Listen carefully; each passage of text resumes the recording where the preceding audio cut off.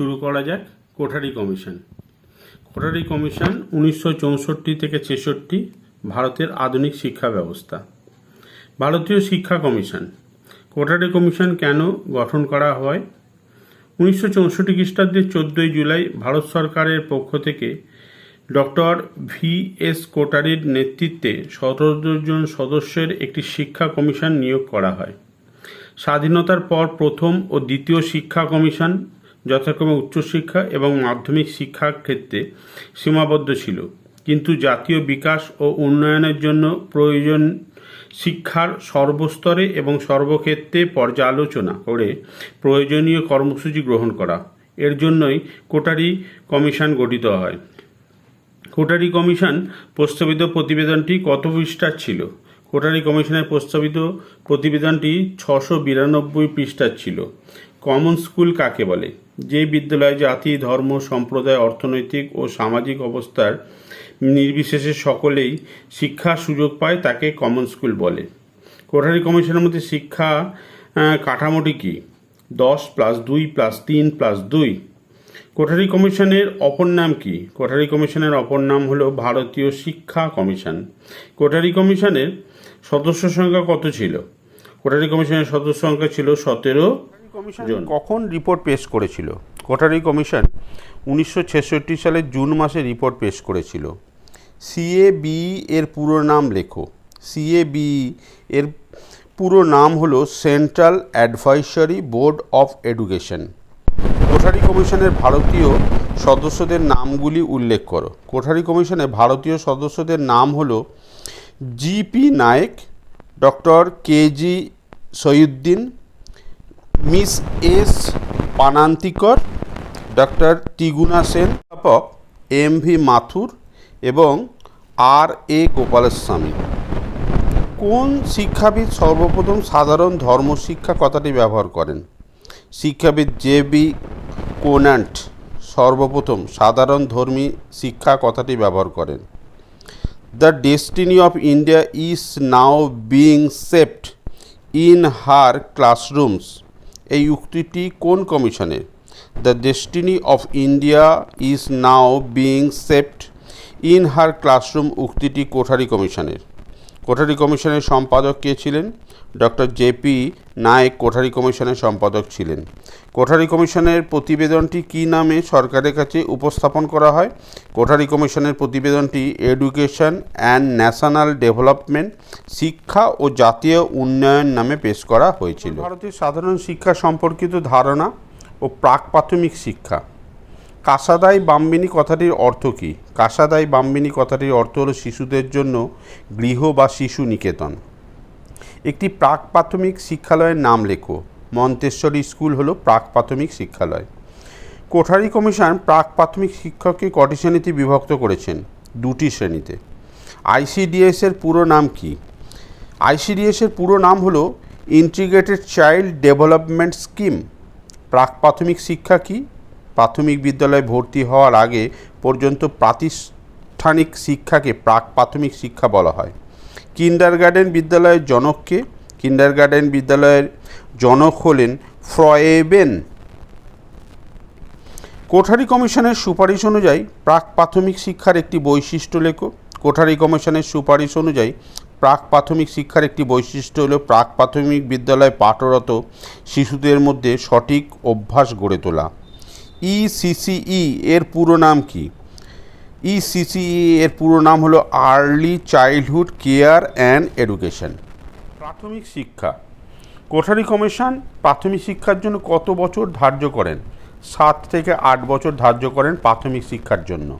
কোঠারি কমিশনের মধ্যে নিম্ন প্রাথমিক শিক্ষার সময়কাল কত? 4 থেকে 5 বছর। PITTI এর পুরো কথাটি কি? PTTI এর পুরো কথাটি অর্থ হলো প্রাইমারি টিচার ট্রেনিং ইনস্টিটিউট। প্রাথমিক শিক্ষা সমাধানের একটি উপায় লেখো। প্রাথমিক শিক্ষা সমাধানের একটি উপায় হলো বিদ্যালয়ের সংখ্যা বৃদ্ধি করা।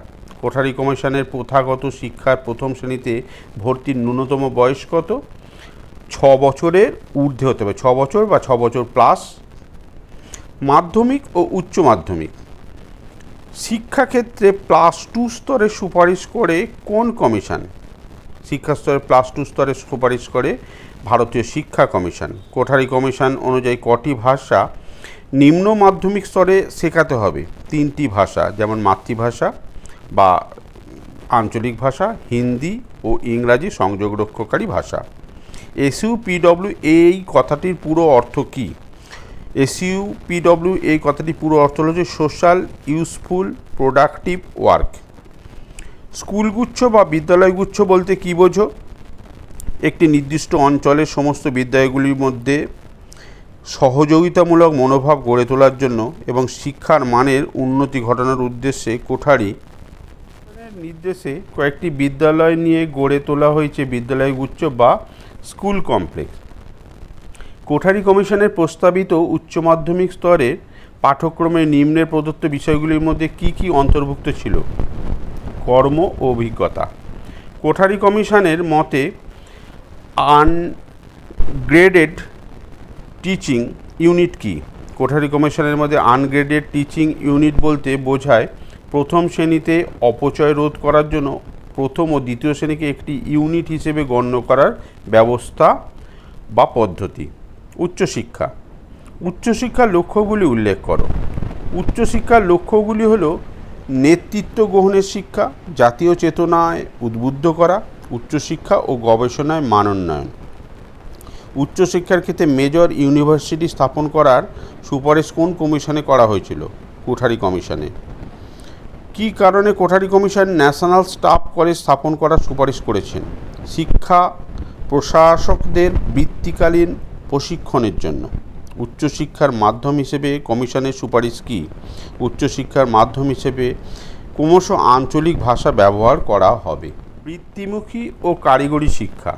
প্রথম এই 35 নম্বর প্রশ্নটা কিন্তু খুব ইম্পর্টেন্ট, তোমরা মুখস্থ করবে। কারিগরি শিক্ষার সঙ্গে সম্পর্কিত একটি সংস্থার নাম লেখো। AICTE, all India council of technical education.